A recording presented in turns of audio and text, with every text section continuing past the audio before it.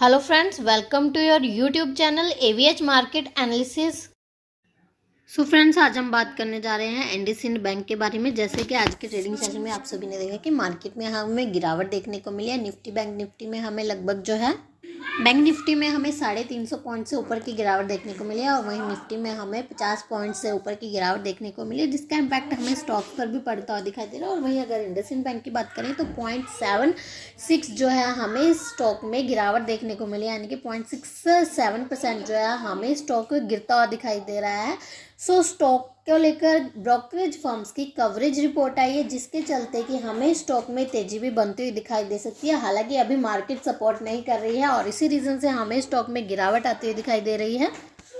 सो जैसे कि हमें इंडसइंड बैंक के Q3 के बिजनेस अपडेट आते हुए दिखाई दिया और उसी के बेस पर जो है ब्रोकरेज फर्म ने इस स्टॉक के टारगेट पे अपग्रेड किए हैं। और अगर सिटी का देखा जाए तो सिटी ने इस स्टॉक को बाय की रेटिंग दिया और उन्होंने जो है 1378 रुपये के टारगेट रेकमेंड किए हैं स्टॉक के लिए।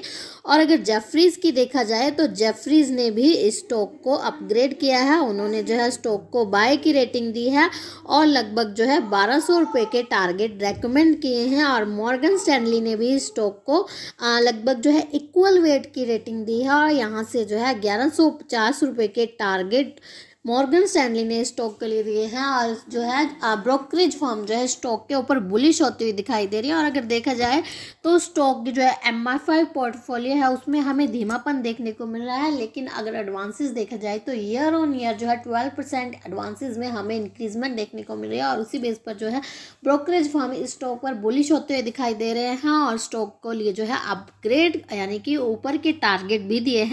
सो अगर इसकी वैल्यूएशन देखा जाए तो 9.52 का इसका स्टॉक पे है, वहीं इंडस्ट्री पे 10.8 का है, यानी कि वैल्यूएशन के अकॉर्डिंग स्टॉक सही प्राइस पर ट्रेड कर रहा है। और मार्केट की गिरावट के कारण और जो है पिछले क्वार्टर में नंबर्स कंपनी की परफॉर्मेंस अच्छी आती हुई नहीं दिखाई थी, बहुत ही डिप में स्टॉक मिल रहा है और लगभग 1698 लगभग 1700 ही इस स्टॉक ने जो ऑल टाइम हाई लगा हुआ था और ऑल टाइम हाई से बहुत नीचे स्टॉक ट्रेड कर रहा है। और अब Q3 के नंबर्स पर ही स्टॉक की परफॉर्मेंस डिपेंड करती है।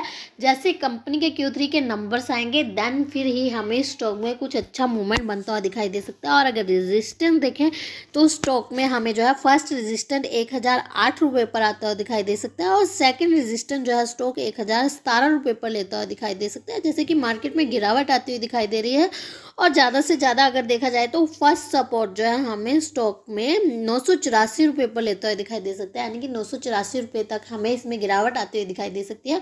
और सेकंड सपोर्ट जो है स्टॉक हमें 953 रुपये पर लेता हुआ दिखाई दे सकता है। बाकी स्टॉक के लिए पॉजिटिव न्यूज़ है, जो ब्रोकरेज फर्म की कवरेज रिपोर्ट आई थी उन्होंने जो है स्टॉक को बाय की रिकमेंडेशन दिया और स्टॉक के जो है टारगेट भी अगर मौजूदा लेवल से देखे जाए तो ऊपर के टारगेट उन्होंने जो है स्टॉक के लिए रेकमेंड किए हैं। सो जैसे ही मार्केट रिकवर करेगी, बैंक निफ्टी में हमें रिकवरी देखने को मिलेगी, देन फिर जो है हमें इन स्टॉक्स पर भी उसका इम्पैक्ट पड़ता हुआ दिखाई देगा और स्टॉक्स भी रिकवर करते हुए दिखाई देंगे। सो फ्रेंड्स, अगर आपने अभी तक हमारे चैनल को सब्सक्राइब नहीं किया है तो शेयर मार्केट से जुड़ी लेटेस्ट अपडेट जानने के लिए please subscribe my channel and thank you for watching this video and have a great day guys.